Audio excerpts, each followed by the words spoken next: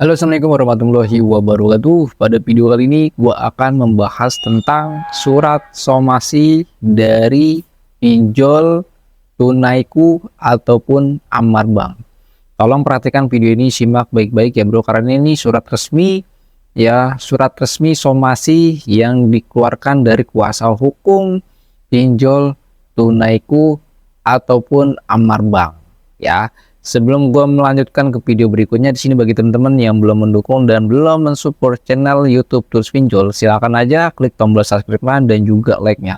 Dan bagi teman-teman juga yang saat ini ya belum join dan belum bergabung di channel YouTube Tools Pinjol, ya silakan aja masuk ke dalam grupnya, yaitu di dalam grup Tools Pinjol, linknya ada di bawah ini, kalian tinggal klik saja. Oke, gue akan langsung saja masuk ke videonya ya bro.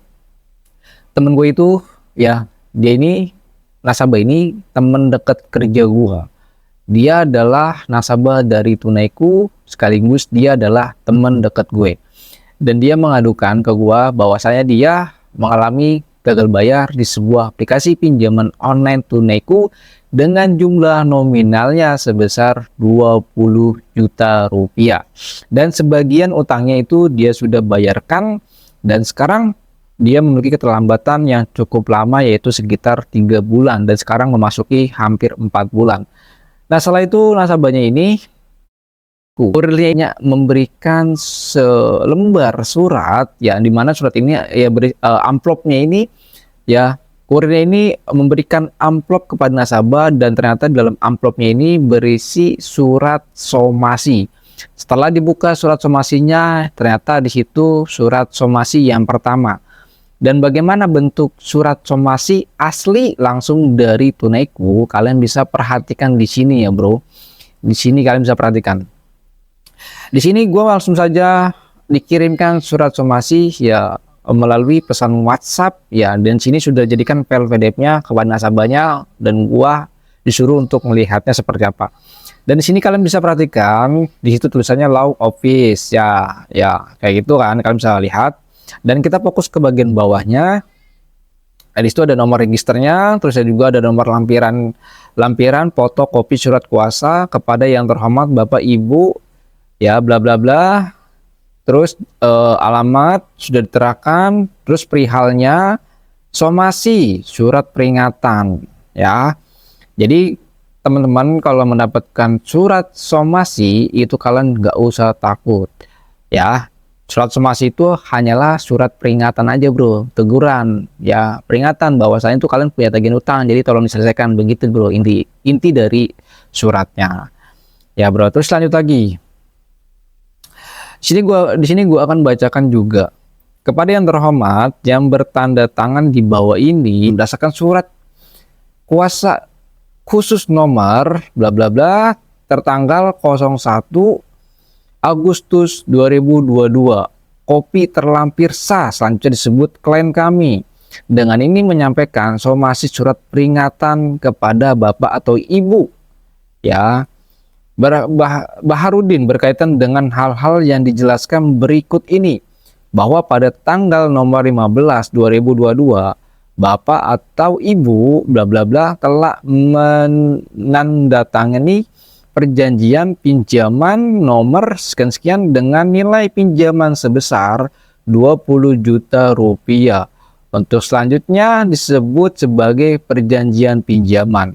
Poin yang kedua, bahwa Bapak Ibu bla bla bla telah lalai dalam memenuhi kewajiban pembayaran angsuran pinjaman sebagaimana dimaksud dalam perjanjian pinjaman kepada klien kami. Jadi yang membuat surat ini adalah kuasa hukum dari pinjol tunaiku. Oke, lanjut lagi bro, bahwa terhitung sejak tanggal Februari 13 2023 sampai dengan hari ini 15 Mei 2023, Bapak atau Ibu Baharudin ya telah lalai dan masih belum memenuhi kewajiban sesuai yang dijanjikan. Nah, itu lampiran yang pertama. Dan lampiran yang keduanya suratnya yaitu berisi poin yang keempat, bahwa Bapak Ibu bla bla bla memiliki kewajiban tertunggak yang telah jatuh tempo yang harus segera dibayarkan kepada klien kami sesuai pasal 6 Ayat 8, perjanjian pinjaman tentang pembayaran kembali denda, pelunasan lebih cepat, penagihan yang berjumlah sebesar total nilai yang harus dibayarkan dengan perincian sebagai berikut. Nilai angsuran, pokok bunga sama dengan 5 juta sekian. Dengan keterlambatan sampai dengan tanggal yang diberikan somasi dengan jumlah nominal 4.500.000 rupiah. Total yang harus dibayarkan dengan jumlah nominal 6 juta sekian.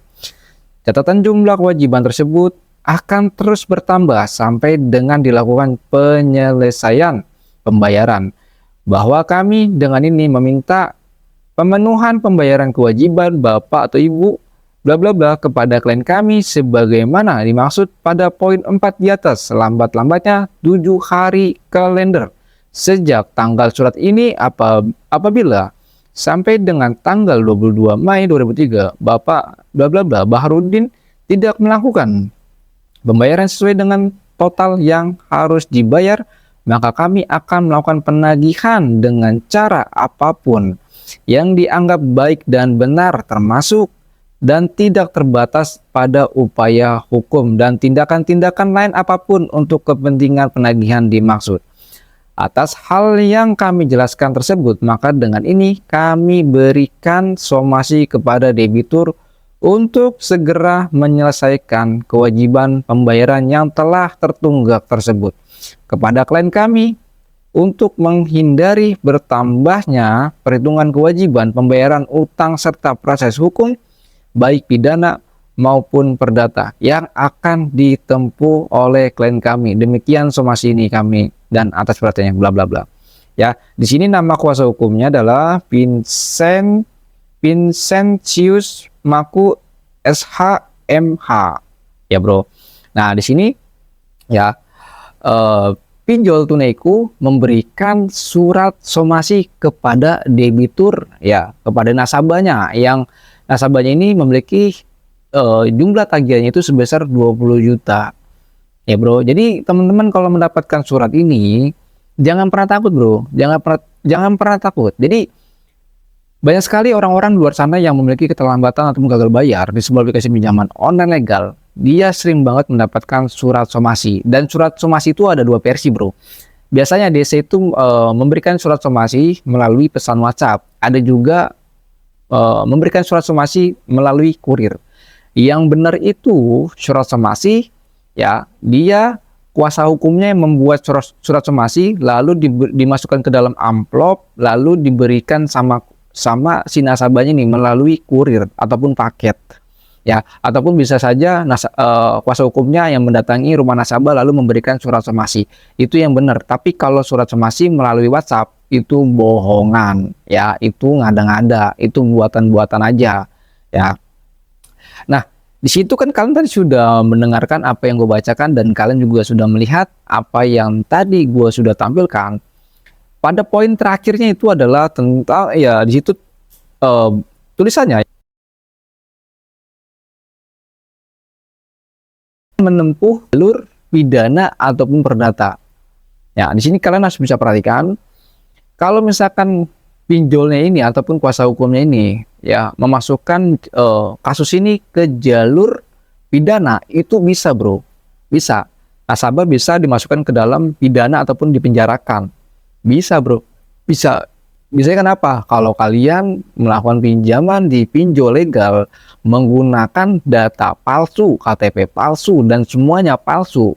Kalau pinjolnya ini nggak terima, dia bisa saja, ya, memproses ke jalur hukum, ya, atau bisa masuk ke jalur pidana.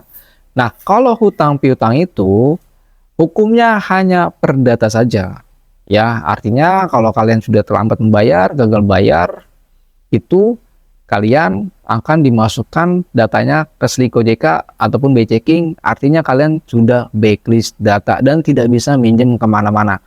Lalu bagaimana, Bang? Gue punya harta berharga di rumah gitu kan, mobil, motor, dan sertifikat rumah. Apakah mereka bisa mengambil barang kita? Tentu jawabannya tidak, Bro. Tidak. Ya, Bro, karena pada waktu kita melakukan akad kredit, kita tidak ada tuh yang namanya, ya, kalau kita telat bayar, kita apa ya, memberikan surat itu, ya, memberikan dokumentasi? Enggak bro.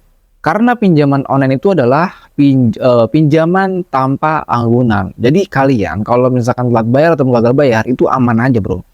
Barang kalian, aset-aset yang dalam rumah kalian itu tidak akan diambil, tidak akan disita sama pinjol.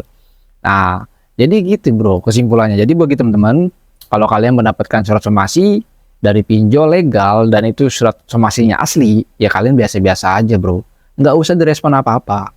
Ya, nggak usah direspon apa-apa. Kalau kalian memang sanggup bayar, ya silakan kalian melakukan negosiasi untuk melakukan pembayaran pokok.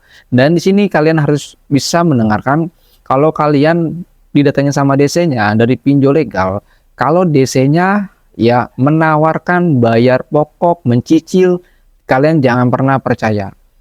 Kalian kalau mau bayar pokok langsung bernegosiasi sama CS-nya melalui jalur resmi. Kalau sama DC, jangan bro, tugas dia hanya menagih saja. Ya, gitu bro. Jadi, mungkin itu saja yang bisa sampaikan tentang surat somasi asli dari pinjol tunaiku. Apabila teman-teman di sini memiliki pertanyaan, saran, kritik, dan lain sebagainya, silakan langsung komentar di bawah ini. Ya, jangan lupa terus support dan dukung channel YouTube Dus Pinjol dengan cara klik tombol subscribe dan juga like-nya. Assalamualaikum warahmatullahi wabarakatuh.